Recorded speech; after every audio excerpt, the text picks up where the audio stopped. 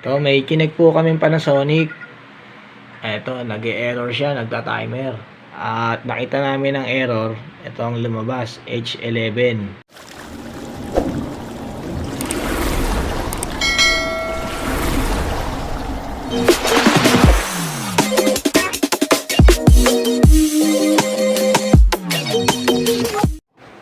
Ayan yung ating nililinisang aircon.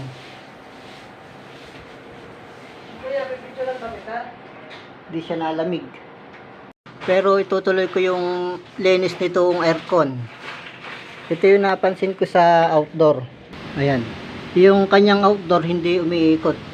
Ayan yung kanyang LC. Ayan. Ating i-check. Ito, may kinig po kaming Panasonic. Ito, nag-e-error siya, nagta-timer. At nakita namin ang error, ito ang lumabas, H11. Ibig sabihin ng H11 ay outdoor board kasi hindi po umaandar. Subukan natin i-reset yung breaker kung maglalagay siya ng hangin dito sa indoor para malaman natin kung okay tong indoor. Reset mo yung breaker pa. Ayan, medyo madugo siya kung tawagin ay H11. Madugo pala yan ganyan. Oo, talaga. Madugo to. Ayan, ang H11 ng error niya. Ngayon, i-reset natin sa breaker. Papatayin natin para masubukan natin kung sure natin yung problema. Ito po yung problema, outdoor board po.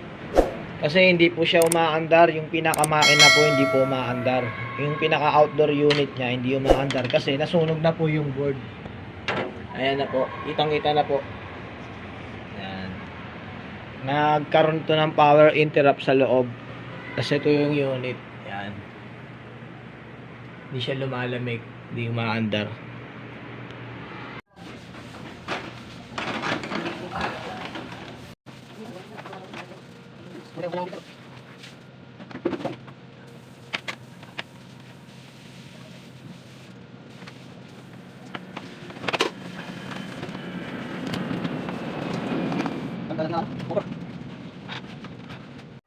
Guys, yung ating aircon nalilinisan.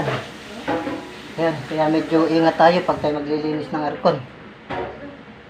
Yan guys, na-prepare na natin yung ating panlinis. Ayan, medyo mataas lang yung pesto.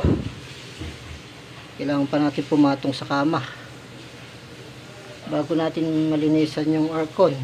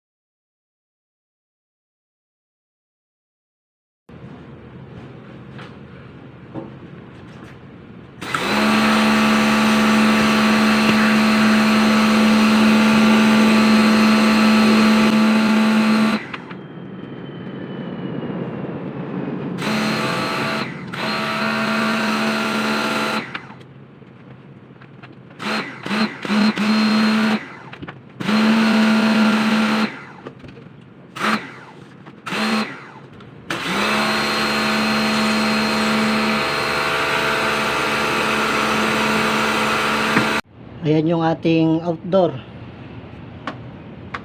Yung switch ating ibababa para safety tayo mga idol. Ayan yung switch niya sa outdoor. Yung switch naman sa indoor nandoon sa loob guys.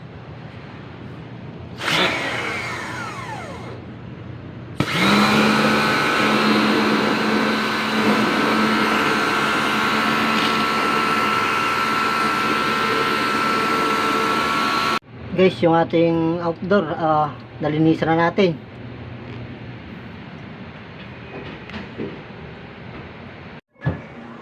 Sa ating i-check.